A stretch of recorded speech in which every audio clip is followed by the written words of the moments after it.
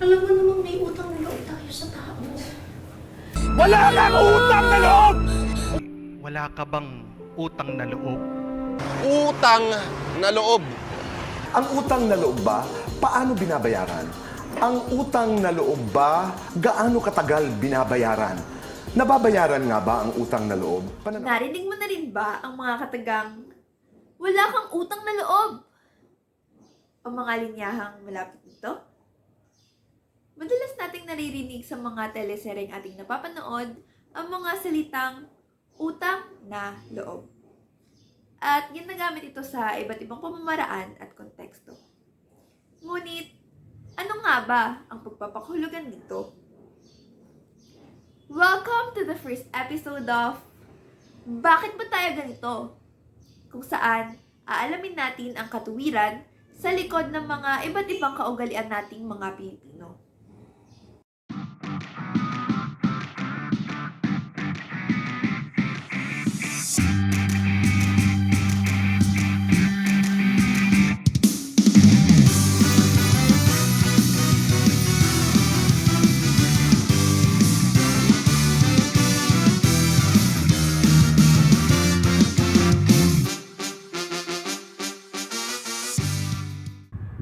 Ayon sa Dialogue on Gratefulness, a study of the Filipino account of utang na loob in conversation ni Dela Peña, ang utang na loob daw ay isang pagpapahalagang Pilipino na nagpapakita ng isang malalim na ugnayan sa pagitan ng nagbibigay at tumatanggap ng kabutihan. Ito raw ay hindi lamang isang simpleng utang na material, kundi isang moral at emosyonal na obligasyon na nagpapakita ng pasasalamat at sukli sa kabutihang natanggap. Gayunpaman, binagyang diin ni Dela Peña na ang utang na loob ay maaari ring abusuhin at gamitin bilang kasangkapan sa manipulasyon. Gaya nito. Sana pala noon pa lang! Di na kami papayag na maging tatay kayo! Ganon? Ganon! Ha? Wala kang utang na loob! Kung ako sa'yo, umalis ka na! Alis! Nais na ihambing ni Dela Peña ang utang na loob sa isang pananaw ni Santo Tomas de Aquino hinggil sa salitang gratia o ang salitang Latin para sa pasasalamat. Ayon kay Santo Tomas de Aquino, ang gratia ay isang birtud na may ugnay mo sa katarungan o justice. Ito ay nagpapahiwating ng pagkilala at pagbabalik ng isang kabutihang natanggap mula sa iba. At may layunin itong magpanatili ng mabuting ugnayan sa kapwa. Ang pasasalamat ay hindi lamang isang obligasyon, kundi isa ring pagpapakita ng pagmamahal at pagkilala sa kabutihang loob ng isa't isa. Ang awiting ito'y para sa'yo. At kung maubos ang tinig, di magsisisi. Dahil iyong narinig mula sa labi ko. Salamat, salamat,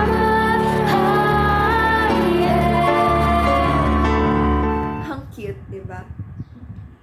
Sa paghahambing ni Dela Peña sa utang na loob at sa gratia, pareho silang nagpapamalas ng pagpapahalaga sa pasasalamat at sa pagbabalik ng kabutihang natanggap, bagaman magkaiba ang kanilang pinagmulan at konteksto.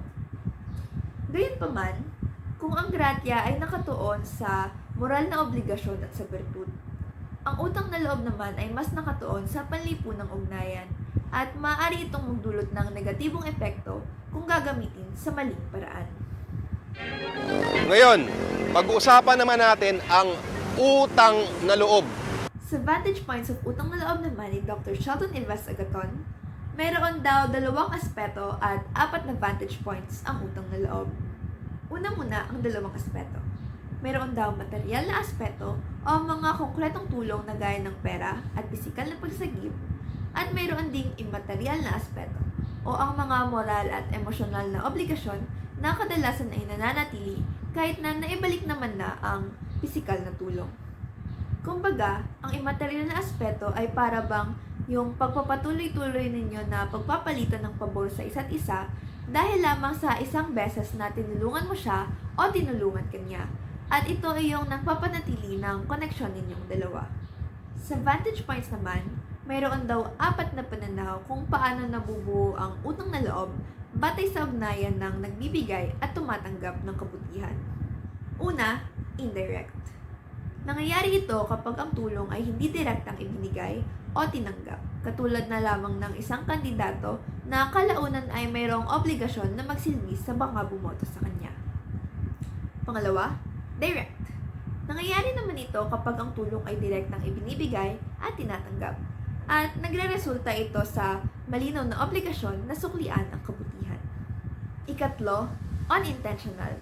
Nangyayari naman ito kapag ang nagbibigay ng tulong ay ginawa ito ng kusa at walang inaasahang kapalit. Ngunit nagkakaroon pa rin ito ng pakiramdam na mayroong obligasyon ang tumanggap ng tulong na suklian ang natanggap na kabutihan. At huli, induced o intentional. Ito naman ay nangyayari kapag ang tulong ay ibinigay na may layunin, kontrolin o manipulahin ang binigyan ng tulong sa hinaharap. Dahil dito, nagkakaroon ng duality ang utang na loob bilang isang halagahing Pilipino. Mayroon itong mga positibong epekto gaya ng pagpapalalim ng mga ugnayan, pagpapalaganap ng pagkakaisa, at pagpapalakas ng pagdadamayan sa mga komunidad. Ngunit, mayroon din itong mga negatibong epekto kung saan maaaring gamitin ng utang na loob sa pagmamanipula, lalo na sa mga sistemang pampolitika tulad ng padrino system, kung saan ang utang na loob sa kandidato ay nagiging dahilan ng nepotismo at katiwalian. Para kay Dela Peña, upang maiwasan ang mga negatibong epekto ng utang na loob, dapat itong isabuhay bilang isang bertud na may malayang kalooban at hindi bilang isang obligasyong pinipilit. Ang pag-unawa sa gratia ni Santo Tomas de Aquino ay maaaring magsilbing gabay upang mapanatili ang positibong aspeto ng utang na loob at maiwasan ang mga abuso. Ang mungkahi naman ni Agaton, panatilihin ang orihinal na diwa ng utang na loob bilang isang pagpapahalaga na nakabatay sa tunay na malasakit at integridad, at hindi bilang isang kasangkapan ng kapangyarihan o personal na interes. Sa kabuuan, masasabi natin ang utang na loob ay isang magandang konsepto sa kultura nating mga Pilipino. Hindi ito isang kasangkapan sa pagmamanipula sa damdamin ng iba. Bagkus ay isa itong kasangkapan upang mapanatili ang koneksyon natin sa kanila.